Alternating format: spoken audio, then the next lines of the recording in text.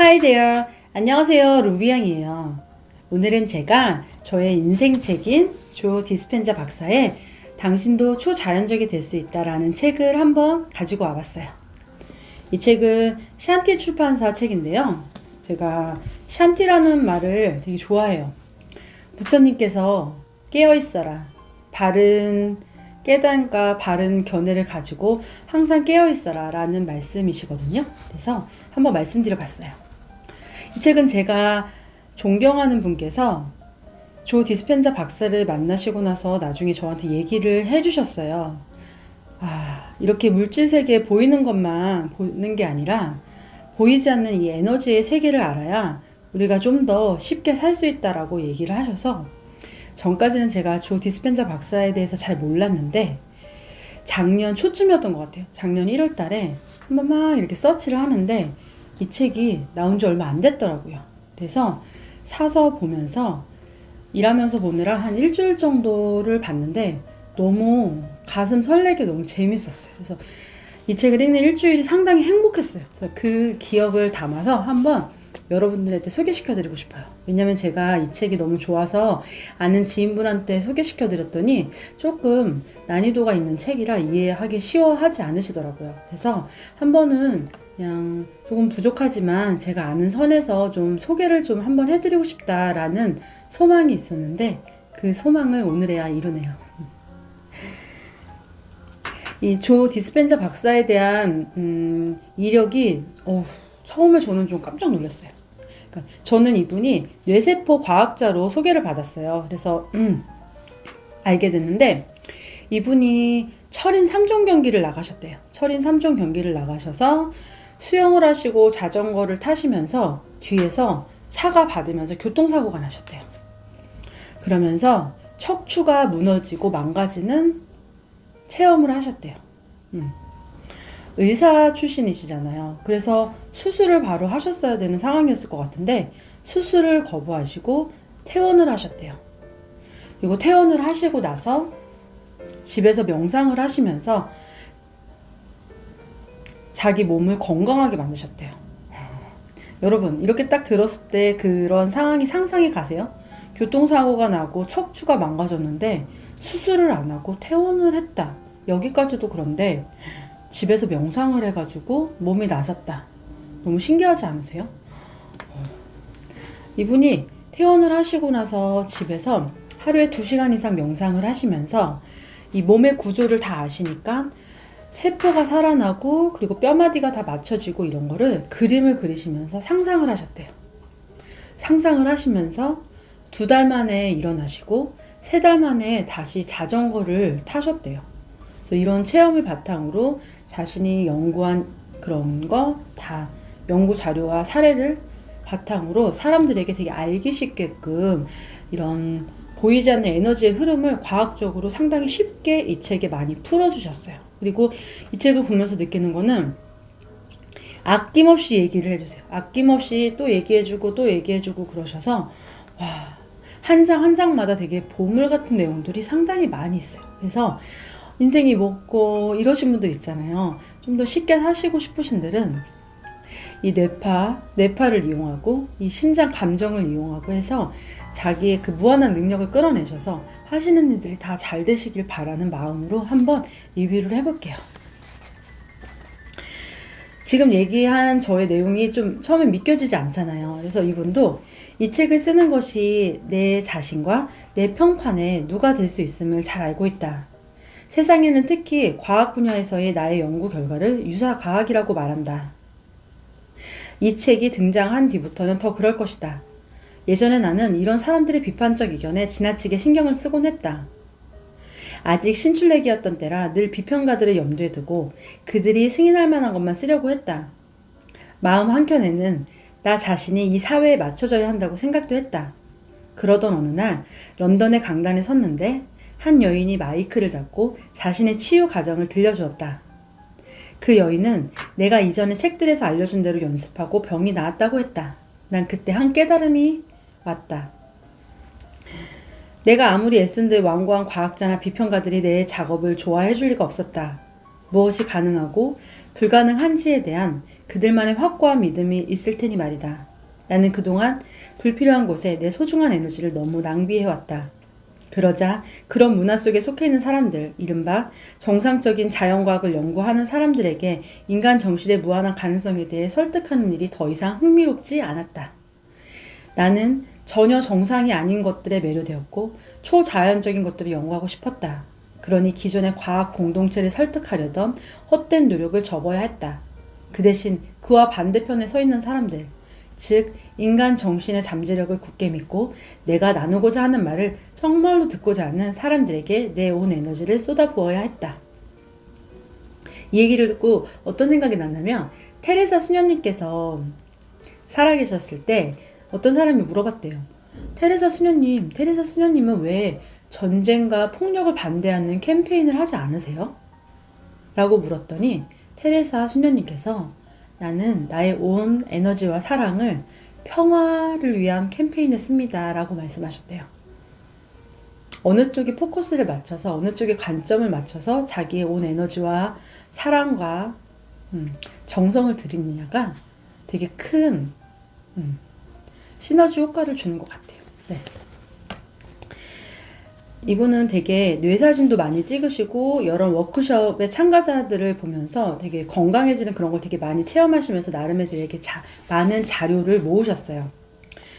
이분이 말하시는 초반에 얘기한 것 중에 핵심은 강한 감사, 흥분, 기쁨, 자비, 공감, 연민 같은 고양된 감정, 높은 의식이라고도 하고 에너지라고도 하고, 예, 이런 것에 머무를 때, 이런 감정들 속에 있을 때 우리의 심장은 질서와 균형 속에서 일정한 리듬으로 일관성 있게 뛴대요. 분명한 의도, 일관성 있는 뇌, 그리고 고양된 감정. 분명한 의도는 이 호흡을 통해서 호흡을 통한 일관성 있는 뇌, 너무 생각하는 게 아니라 고요함 속에 있는 그런 뇌거든요. 그리고 고양된 감정, 기뻐하고 감사하고 사랑하는 그런 고양된 감정. 이 두 가지가 과거에 사는 것에서 미래에 사는 것으로 생물학적인 변화를 일으키기 위해 꼭 필요한 것이다. 바로 그 마음과 몸의 결합, 즉 생각과 감정이 결합이 물질에도 영향을 준다. 그러기에 우리가 현실을 스스로 창조해낼 수 있는 것이다. 그리고 박사님의 학생들은 자율신경계를 조절할 줄 안다. 자율신경계는 우리가 자유의지로 삶을 영위해가는 동안 우리 몸의 모든 물리적 기능을 기계적으로 돌보며 우리 몸의 균형과 건강을 유지해준다. 우리 몸에 생명력을 불어넣어주고 우리가 건강하게 살아갈 수 있게 하는 것이 바로 잠재의식으로 기능하는 자율신경계이다. 자율신경계에 접근하는 법을 알면 우리는 더 건강한 삶은 물론 원하지 않는 행동, 습관, 모든 것을 다 바꿀 수 있다. 잠재의식적으로 기능하는 자율신경계. 저는 이걸 약간 무의식이라고 설명을 하고 싶어요. 전에는 칼융이 얘기한 그 바다 수면 속에 이렇게 숨어있는 빙하를 생각을 하잖아요. 빙하. 겉으로 나와 있을 땐 쬐끄만 빙하 같은데 이 바다 수면 속에는 되게 깊게 뿌리 박혀 있는 그런 커다란 빙하가 있어요. 기익한. 이런 걸 무의식이라고 얘기를 하잖아요. 근데 요즘은 이 무의식을 어떻게 설명을 하냐면 커다란 코끼리가 있어요. 커다란 코끼리가 있으면 그 코끼리를 무의식으로 상징해요. 말도 안 듣고 힘도 세고 그리고 무지하고 어디로 갈지도 모르고 그리고 그 위에 있는 작은 사람, 이렇게 짝대기 하나 들고 이렇게 칠칠하는 그 작은 사람을 우리는 의식이라고 얘기를 해요. 깨어있지만 쉽게 지치고 잠도 자야 되고 피곤하고 그 커다란 무의식 같은 코끼리를 컨트롤하기에는 마냥 나약해 보이죠? 예. 그래서 이 작은 사람의 힘으로 멀리 가고 무거운 것을 들기에는 너무 힘들잖아요. 그래서 이 커다란 코끼리를 어떻게 조련하느냐에 따라서 더 멀리 갈 수 있고 더 무거운 것도 들 수 있고 무언가를 하더라도 쉽게 빨리 할 수 있는 거예요. 그래서 무의식을 조절하는 그 방법을 안다는 게 상당히 중요해요. 중요하고 그 무의식을 컨트롤하는 법 그리고 어떻게 바꾸는지 후성 유전학 뭐 이런 걸 통해서 되게 다양하게 설명을 해주고 계세요. 그리고 일관성 있게 뛰는 심장은 상당량의 자기작을 만든다. 여러분 아우라라고 들어보셨어요? 아우라? 우리 이렇게 몸을 감싸고 있는 아우라라는 얘기를 하잖아요. 어떻게 하면 이 내 몸을 감싸고 있는 아우라 자기장을 만들 수 있는지, 어떻게 하면 이 자기장이 없어지는지를 얘기를 해주시는데, 당신을 포함한 이 물질 우주의 모든 존재는 끊임없이 빛과 정보를 방출한다. 아드레날린 같은 스트레스 호르몬을 과도하게 분비하며 생존 모드로 살아갈 때 우리는 보이지 않는 에너지장을, 그 아우라를 끌어당겨, 몸 안으로 끌어당겨 그것을 화학물질로 바꾼다. 그렇게 할 때 몸 주변의 자기장은, 에너지장은 쪼그라든다. 빛이 많이 방출될수록 에너지도 많이 방출되고 그만큼 생명력도 커진다. 아우라가 커질수록 우리 생명력을 감싼대요. 빛과 정보로 우리를 감싸고, 아우라가 스트레스를 많이 받고 생존 모드로 들어갈 때 이 아우라, 에너지장이 몸 안으로 쪼그라든대요. 그리고 이런 아우라를 조절하는 거는 뇌파를 바꿔서 잠재의식적인 운영체계 속으로 들어가는 법을 배워야 한대요. 실제로 생각하는 뇌가 끊임없이 분석하고 외부 세계에 훨씬 더 집중하는 상태, 베타파. 이 뇌파에 대해서 베타파, 알파파, 세타파 이게 나오거든요. 그래서 거기에 대해서 나중에 좀 자세하게 설명해 드릴게요. 고요한 마음으로 내면 세계에 더 집중하는 알파파로 옮겨가는 것이 결정적인 역할을 한다. 뇌파의 진동을 의식적으로 느슨하게 하면 좀 더 쉽게 자율신경계 내 프로그램을 재설정할 수 있다. 이해 가세요? 뇌파의 흐름을 바꾼대요. 뇌파의 흐름을 바꿔서 좀 더 쉽게 이 무의식을 컨트롤할 수 있게끔 들어가는 거래요. 처음에 1장에는 여러 장에 대한 소개가 나와 있고요. 그리고 애나라는 여성을 통해서, 이 애나라는 여성의 치유 과정을 통해서 조 디스펜자 박사님이 되게 많은 걸 얘기하고 계세요. 이 애나라는 여성은 어떤 여성이냐면 좀 성공한 심리학자였어요. 그리고 남편도 되게 성공한 변호사였어요. 변호사였는데 갑자기 어느 날 되게 평화로운 일요일 날 남편이 외출을 했어요. 뭐 잘 간다라는 말도 없이 남편이 외출을 했어요. 외출을 했는데 남편이 말도 없이 나갔네 하고 잠깐 생각을 하고 있는데 갑자기 어떤 사람들이 와가지고 남편이 빌딩에서 자살을 했다라는 그런 충격적인 소식을 전해줘요.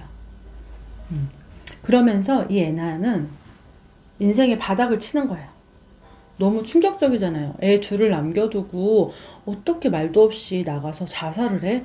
하면서 이 나쁜 놈 막 그렇게 자기를 막 자책하면서 자기를, 그죠? 세상 불쌍한 여성이 된 거죠. 그러면서 그 기억을 계속 되풀이하면서 인생의 바닥을 찍어요.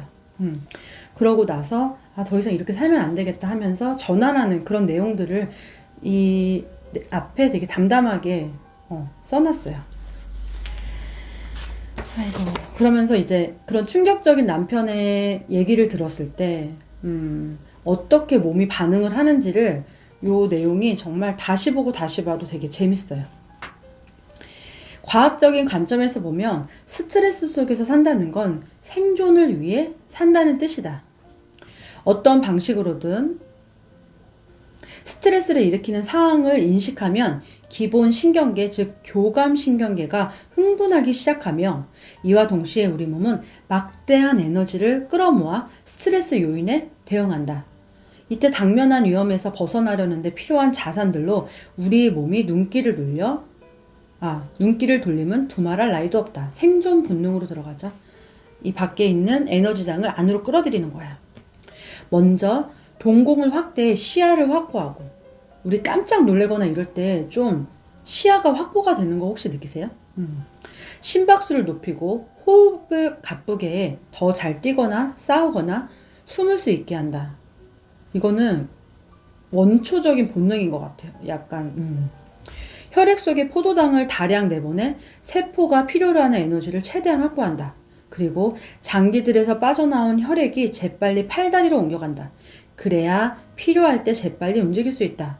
면역 체계가 들썩이며 아드레날린과 코르티솔을 분비해 근육으로 쏘아보낸다. 스트레스 요인들로부터 도망을 가든지 받아들이든지 할 에너지를 주기 위해서이다. 합리적, 창조적으로 사고하는 전뇌가 주춤하고 본능적으로 즉각 반응하는 후뇌가 전면에 나선대요. 남편이 자살했다라는 스트레스를 일으키는 소식을 듣자마자 애나의 몸과 뇌는 그와 같은 생존 모드에 빠져들었다. 여기서 되게 중요한 게 지구상의 모든 생명체는 갑자기 나타나는 스트레스 요인과 싸우거나 숨거나 도망치거나 하면 자신에게 불리한 환경을 어느 정도는 견딜 수 있대요. 근데 그 견딜 수 있는 시간이 되게 단기간이어서 몇 시간밖에 견디지를 못한대요. 근데 몇 시간 안에 균형 잡힌 상태로 다시 본래 자리로 와야 되는데 그러지 못할 경우에 이 몸의 모든 균형이 다 깨진대요. 그리고 장시간 동안 비상 상태에서 견딜 수 있는 생명체는 지구상에 없대요. 이런 큰 충격이 일어난 사건 이후로 애나는 계속 그 사건을 계속 되새기면서 아드레날린과 코르티솔을 계속 분비하는 거예요. 계속 그 화학물질을. 왜냐면 우리 뇌는 그게 실제 일어난 건지 아닌지 구분을 못한대요. 생각만 하면 계속 그런 아드레날린, 코르티솔 같은 스트레스 호르몬을 계속 분비를 하는 거예요. 그래서 몸에 그런 게 무리가 오는 거예요.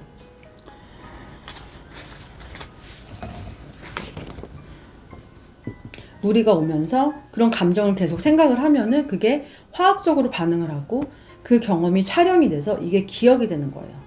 그 경험은 신경회로 속에 각인되고 그 감정은 우리 몸속에 저장된다. 그렇게 우리 과거가 현재 우리 몸과 하나가 된다.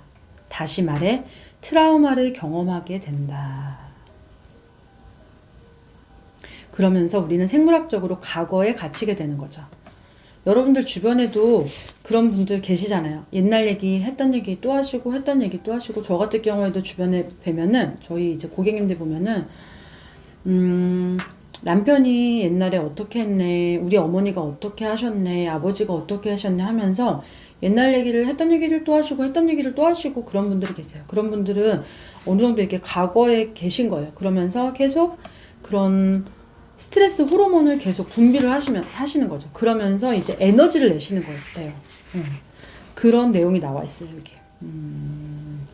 사실 지금도 수많은 사람들이 애나와 비슷한 일을 겪고 있다. 나는 그 가정을 볼 때마다 놀라움을 금치 못한다.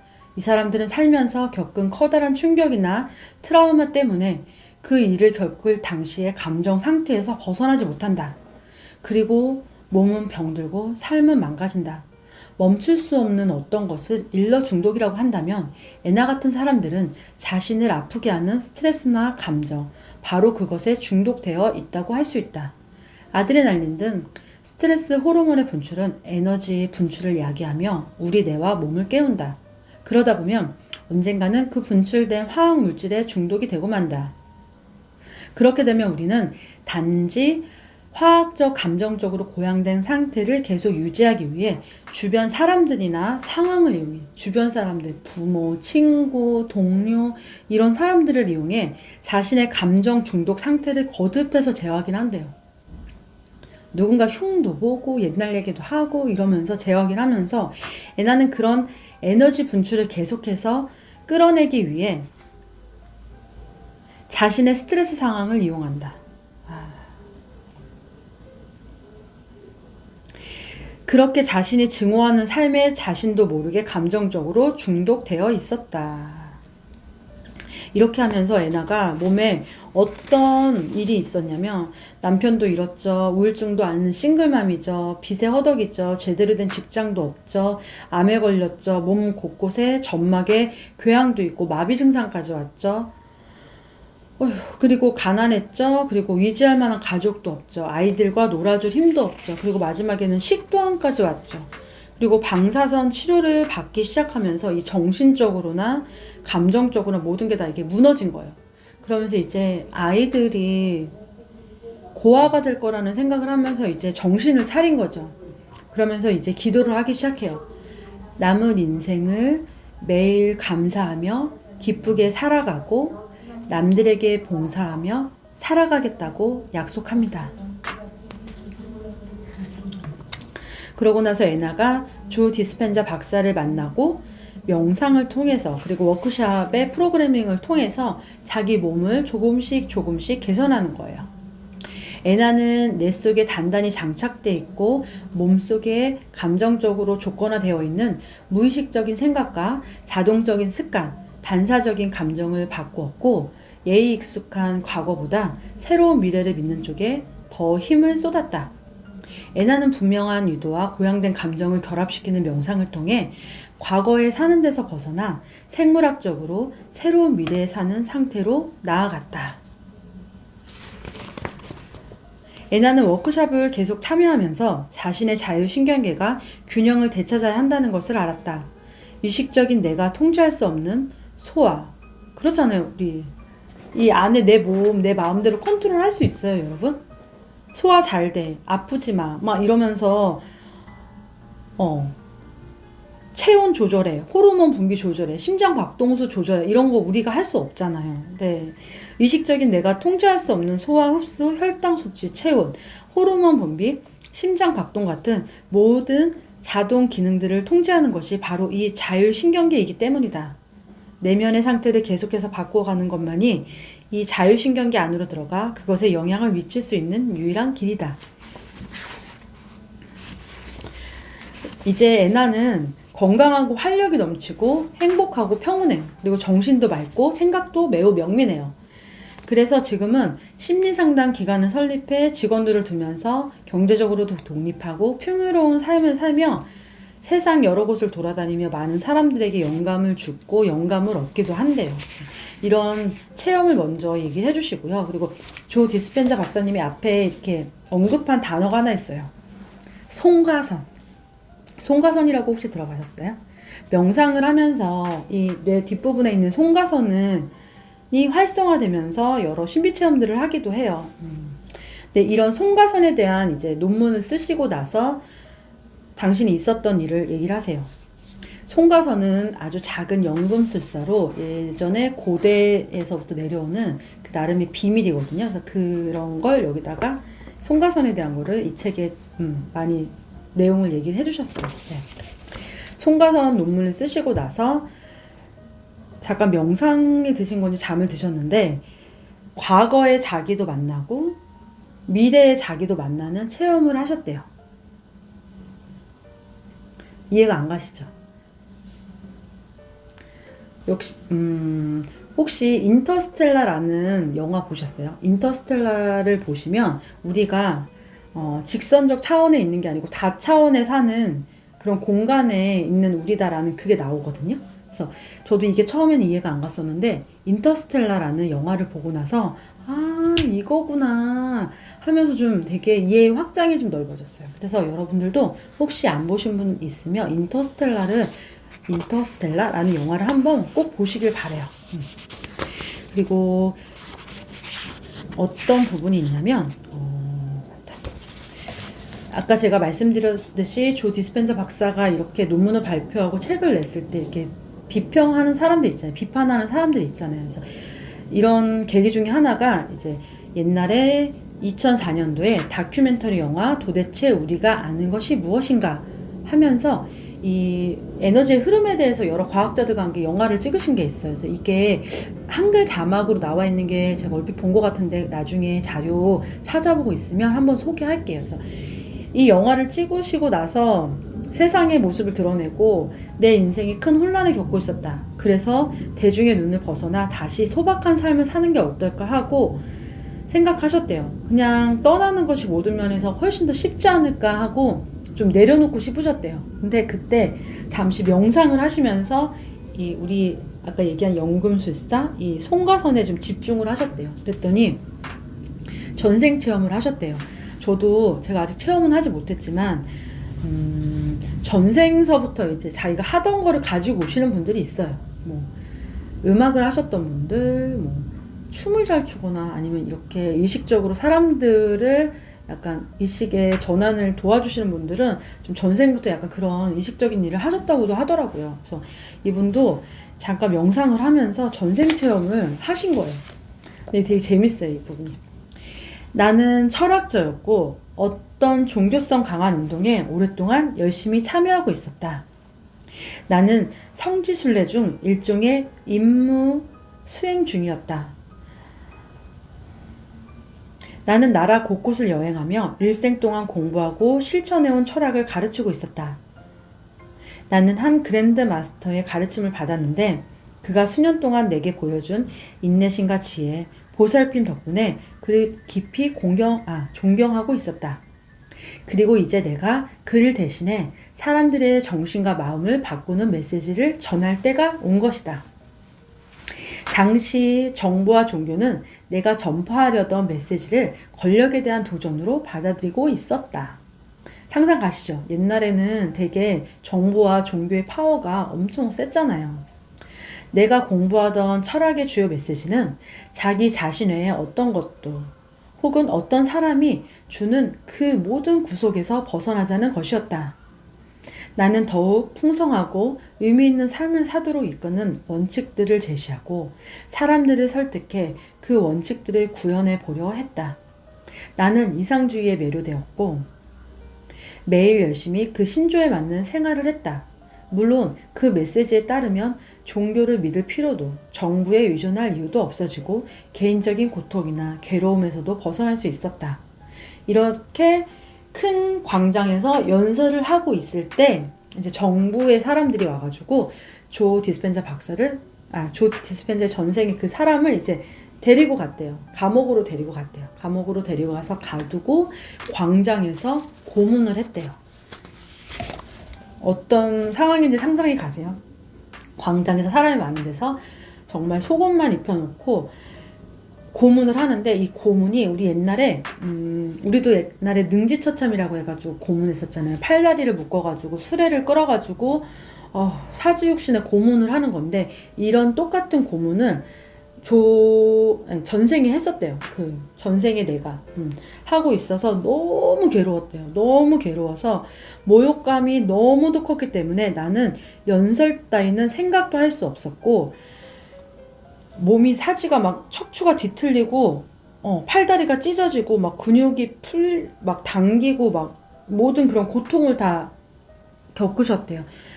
그러면서 그 아픔이 아직도 남아있다는 그런 내용이 있어요. 예.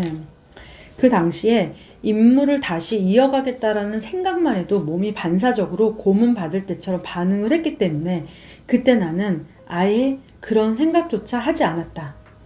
그러던 어느 날 나는 풀려났고 극도의 수치심에 아무도 모르는 곳으로 도망쳤다. 그 후부터 나는 사람들의 눈을 직시하지 못했다. 나는 실패했다고 느꼈다. 그리고 죽을 때까지 바닷가의 한 동굴에서 물고기를 잡아먹으며 운둔자로 침묵하며 살았다. 그 불쌍한 남자가 겪은 고난과 세상에서 운둔하며 살기로 한 그의 선택을 지켜보면서 나는 그것이 현재의 나를 위한 메시지임을 알았다.